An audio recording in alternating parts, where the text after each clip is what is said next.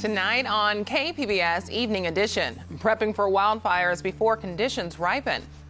We need to do more to protect the nearly 60,000 houses in our unincorporated area that currently sit on land that is at high risk or very high risk of wildfire. The county's new commitment to combat threats. Plus, a new tool helping San Diego crack down on crime. But it's coming from an unlikely source, the new technology built in streetlights around the city. And the number of migrants getting the flu at a local shelter continues to rise. How county health officials are dealing with the outbreak. KPBS Evening Edition starts right now.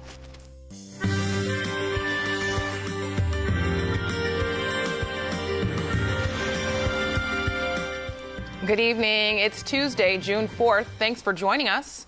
I'm Ebony Monet. Wildfire threats are year-round in San Diego, but the most dangerous months are just around the corner. KPBS reporter Matt Hoffman explains how the county is staying ahead of the curve. We need to do more to protect the nearly 60,000 houses in our unincorporated area that currently sit on land that is at high risk or very high risk of wildfire. Much of San Diego's unincorporated county is at high risk for wildfires. This map actually reminds us that San Diego County is wildlife country. There's no question that we'll have more firestorms. It's just a matter of when. So to reduce the impacts of fires, the county is looking at more preventative measures. We are never going to eliminate wildland fires, and we are not going to put them out.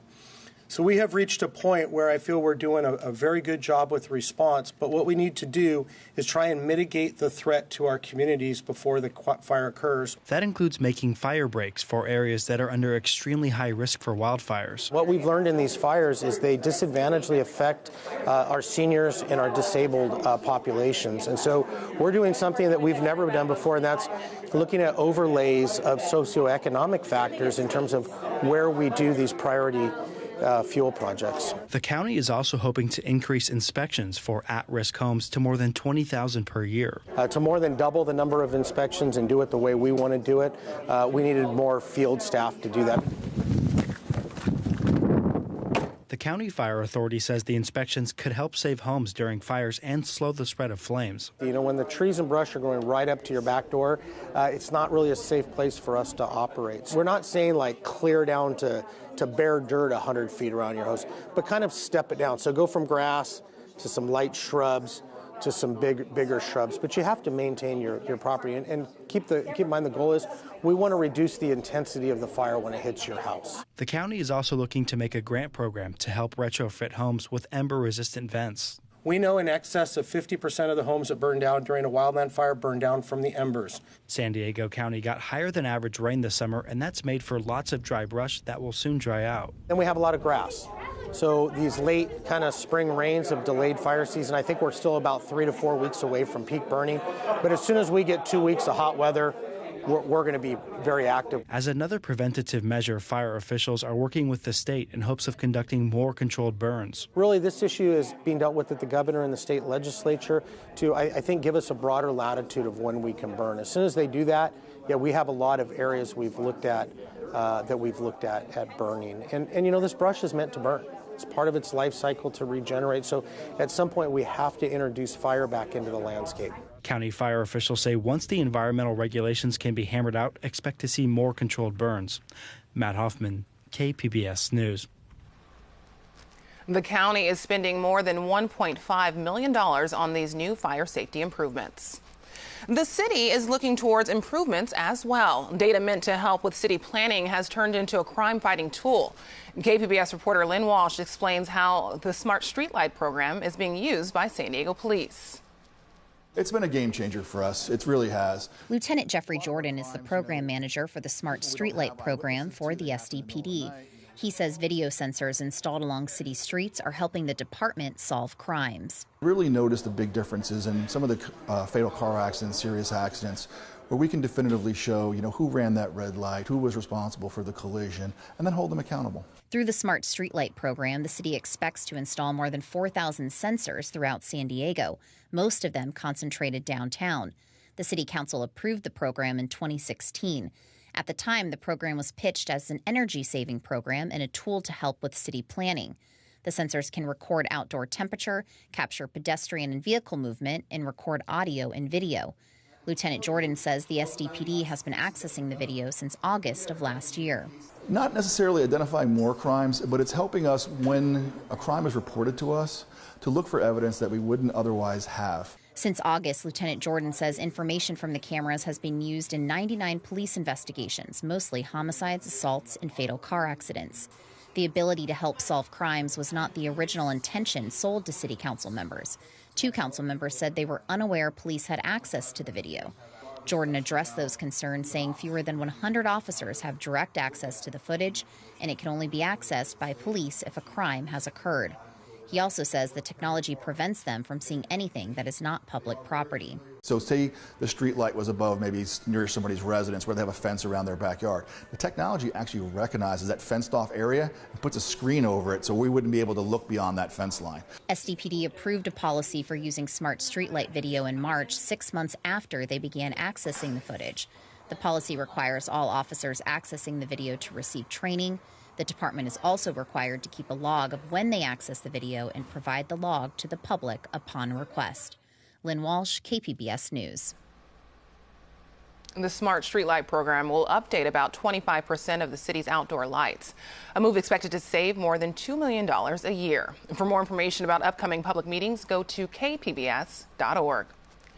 A San Diego migrant shelter is dealing with a flu outbreak, with the number of sick migrants climbing to 160. KPBS health reporter Susan Murphy talked to a county doctor who's caring for asylum seekers. We began to see increases in influenza-like illness around the same time that planes started arriving in San Diego from Texas.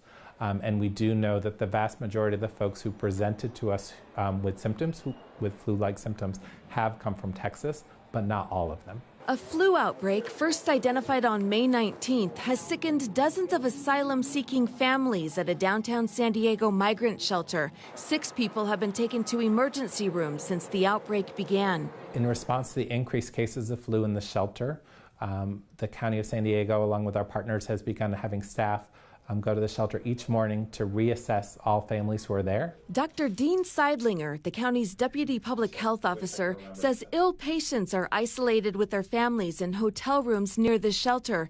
He says the rooms are equipped with individual ventilation units to keep the virus from spreading.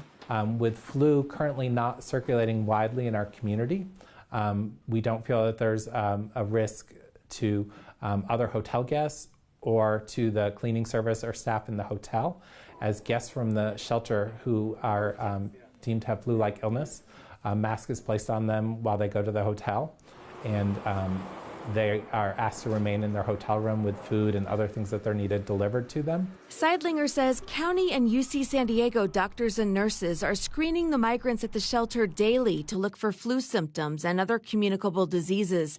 He says up to 700 migrants cycle through the shelter every week. In all, 12,000 asylum seekers have stayed at the shelter since it opened in December. He says the outbreak has slightly slowed the process of moving people through. Typically, families who present to the migrant shelter here in San Diego are just here for a short period of time, anywhere from 1 to 3 days, while they make arrangements with their sponsor, typically their family in other parts of the country, and travel arrangements to get to where they need to go. He says flu is unpredictable and it's unknown when the outbreak will end. He says increased staff and preventative measures are in place to help knock it down. But overall, this is a healthy population, fairly young adults with healthy children without other medical problems. So once they are able to get some rest, get some food, even those with the flu tend to recover fairly quickly. The circulating influenza strains are H1 and H3. Both are included in this year's flu vaccine. Susan Murphy, KPBS News. The number of flu cases is updated by the county every day. A 23-year-old man is dead. California Border Patrol say they shot and killed him after he opened fire at the San Ysidro port of entry. It happened around 7 last night. Police say the suspect tried to drive into the U.S. from Mexico and refused to stop for inspection. They say he started shooting at Border Patrol and they returned fire. No Border Patrol agents were hurt. Police have not released the name of the suspect but say he was a U.S. citizen. I'm Judy Woodruff. Tonight on the NewsHour, the president and the prime minister. Mr. Trump meets Mrs. May as protests again fill the streets of London. Coming up at 7 after Evening Edition on KPBS. There's a new effort to help connect gravely ill cancer patients to medical treatments, many that are not on the market. As this Associated Press report explains, the FDA's compassionate use program. This was on vacation. Running out of options, Nancy Goodman fought to find an experimental treatment for her son Jacob, who was diagnosed with brain cancer when he was 8 years old. Jacob was just like a regular 8-year-old kid. He, thought he was going to be a professional basketball player. We had never had that conversation when we sat down with him and told him his DNA just wasn't going to be, giving him that opportunity. Goodman begged 8 companies for their experimental medicines, but got nowhere. Jacob died at age 10. Several of these drugs that I was trying to access for my son under compassionate use are now in pediatric trials. And why couldn't we have used them for Jacob when he needed them? Maybe they wouldn't have worked, but he never got the chance. Now a new program launched by the Food and Drug Administration could make it easier for gravely ill cancer patients to seek compassionate use access to treatments that aren't yet on the market. Really, what this is doing is really answering a call from the American public to have access to drugs before they are approved. Instead of doctors having to plead their case first to companies and then to the FDA will become the middleman to help expedite the process. Dr. Chol Kim, a lung specialist at Georgetown Lombardi Comprehensive Cancer Center, says the program could help many. So if we speed up the process to be able to access the investigational drug that looks promising, I think that can be life-saving for many patients who do not have otherwise good options for treatment. Kim is currently treating a cancer patient, Sally Atwater, with an experimental drug. He says it took him 2 months to gain approval. Oncologists or physicians treating cancer patients out in the community may not have enough resource or time for this kind of extra effort. I feel fortunate to work in an academic cancer center where there's a great deal of support. The FDA says the program will also help those patients being treated in rural areas without access to an academic center. They'll all have equal access to these drugs because of this facilitated process. Goodman, who founded Kids v. Cancer, which helps other families navigate their options, applauds the new program. Some people are going to be healthier. Some people may be saved even. It's, it's a life of value. What the FDA is doing it's a really heroic step. Goodman believes more companies will now say yes, giving other families hope. Padmananda Rama, The Associated Press. Retracing the steps of U.S. soldiers from World War II. Today, U.S. Army soldiers from the 4th Infantry Division walked from Utah Beach in Normandy to commemorate the upcoming D-Day anniversary. The 4th Infantry Division landed on Utah Beach on June 6, 1944, and fought through France. It was the first division to enter Paris after its liberation. One of the sergeants who had family serving during World War II volunteered for the walk. I think it is important because this is a piece of living history. This is what the most monumentous amphibious assault, the most monumentous day in military history that I can think of. When you ask people around, like, can you think of a day, a place in time that really impacted America and the world, and we all made a difference, and the world came together? They usually say June 6, 1944. It's just incredible. The soldiers held a short memorial after finishing their trek. It was warmer today, but overcast in many parts of San Diego County. Meteorologist Erin Calandra has more on our changing forecast. Well, I hope you enjoyed the day today. We certainly are seeing some improvement, less clouds than we had the last day or so. Taking a look at the satellite, the radar, it's quiet in California. Finally, a low pressure system driving off to the east, and we are getting back to a typical weather pattern. 63 degrees tonight for the low in the metro area. Partly cloudy, nothing like we saw the last several days. Expect to see a few clouds in Oceanside tonight at 61 degrees, Chula Vista at 61. The interior areas clearer, 56 in Ramona and Borrego Springs at 74 degrees. High pressure's building. That means it's getting sunny and warm. Temperatures are going to be increasing over the next couple of days. It is going to be great. In Ramona tomorrow, 85 for the high, San Diego at 71, and in Mount Laguna, 75 degrees, mostly sunny, perhaps a cloud or two around.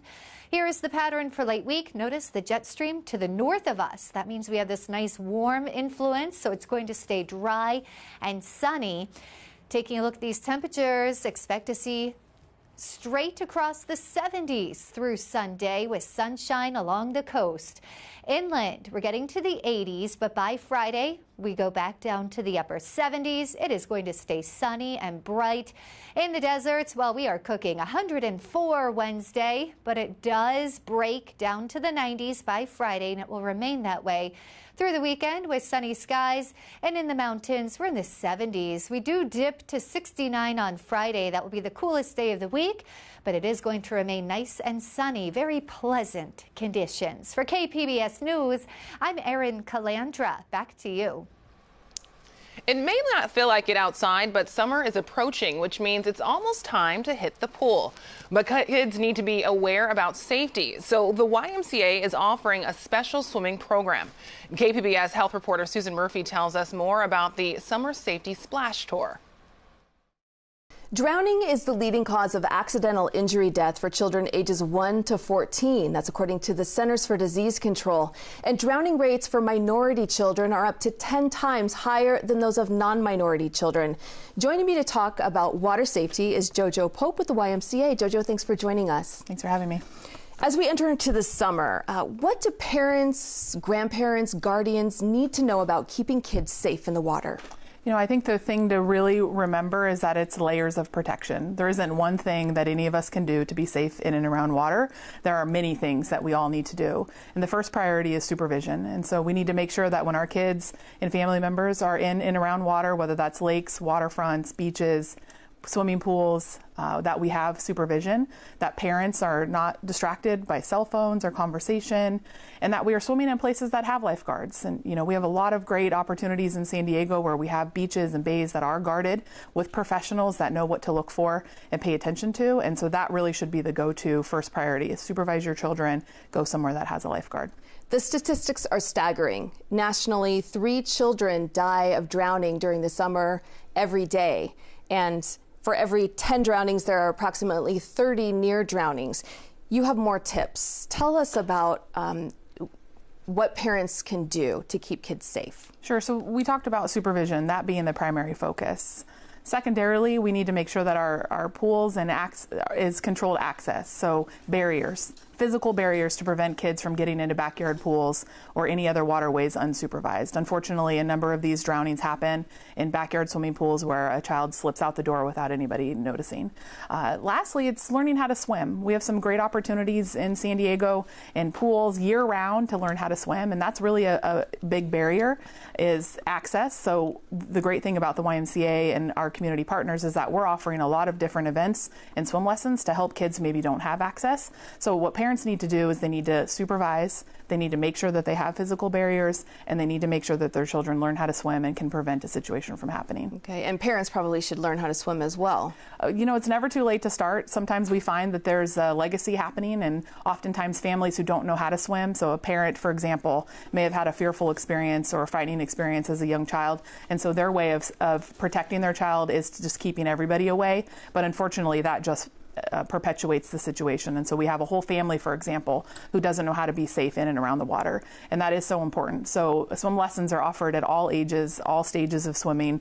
And it's really important that those families can work together in order to overcome those obstacles. Okay, and speaking of those swim lessons, the YMCA is partnering with the City of San Diego and some other aquatics leaders in our wonderful county here. Tell us about the free offerings you're offering this summer. Sure. So each of us are doing a number of different things, from free swimming lessons particularly, but we're offering a couple different community events. So we've already hosted 2. It's called the Summer Safety Splash Tour, and it's an event really focused on water safety and drowning prevention. So kids and families get an opportunity to learn how to be safe in and around the water. Anything from learning how to properly fit and size a life jacket, how to enter and exit a boat properly. We're also doing stations like reach, throw, don't go, which is a really important skill for kids who may see somebody in distress and don't know how to respond. So we teach them how to reach out with their hand or throw something, and instead of jumping in and causing themselves to be in a dangerous situation. So these events is a great collaboration with the City of San Diego and the YMCA.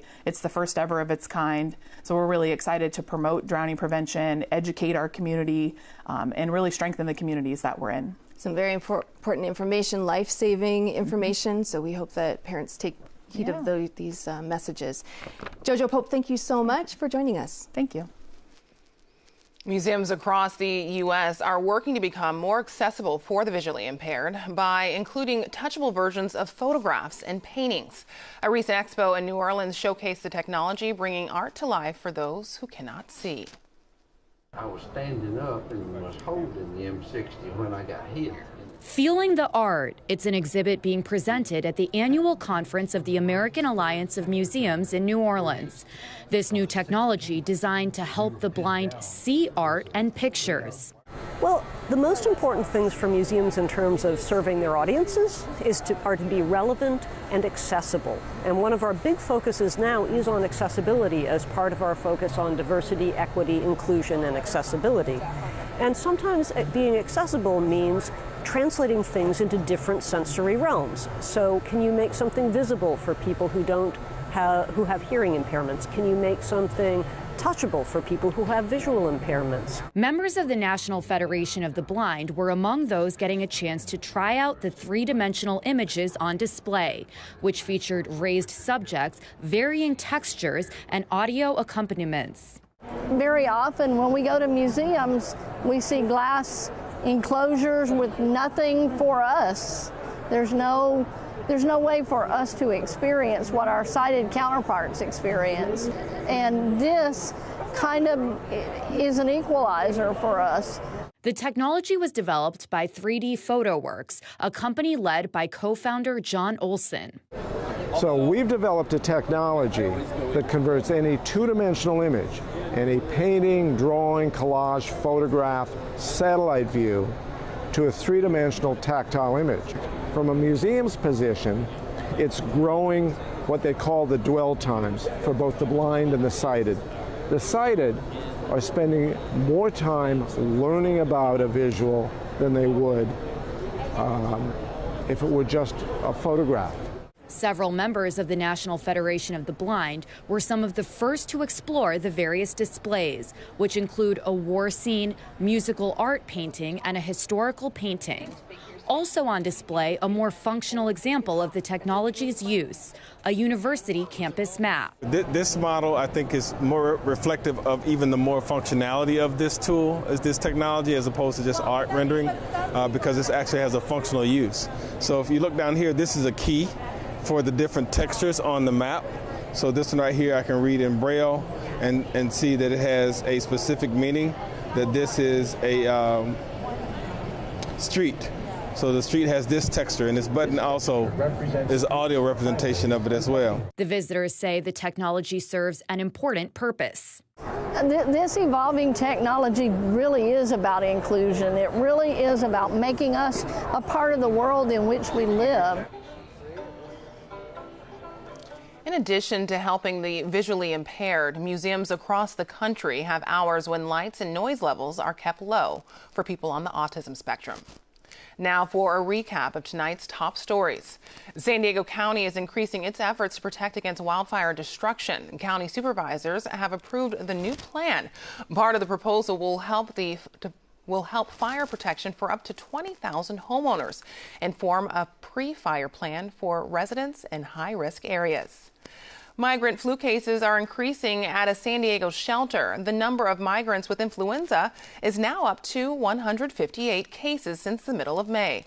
There are 10 asylum-seeking families currently quarantined in hotels. A 23-year-old man is dead. California Border Patrol officers say they shot and killed him after he opened fire at the San Ysidro port of entry. It happened around 7 last night. Police say the suspect tried to drive into the U.S. from Mexico and refused to stop for inspection. They say he then started shooting at Border Patrol and they returned fire. No Border Patrol agents were hurt. Police have not released the name of the suspects, but say he was a U.S. citizen. Now here's a look at what we're working on for tomorrow in the KPBS newsroom. On Morning Edition, the San Diego City Attorney is proposing new rules for gun owners, how it could affect the guns people keep in their homes. And on Midday Edition, the push for affordable housing in San Diego continues. Now advocates are proposing building in church parking lots, why they say it's an efficient idea. You can find tonight's stories on our website, kpbs.org/evening edition. Thanks for joining us. Have a great night.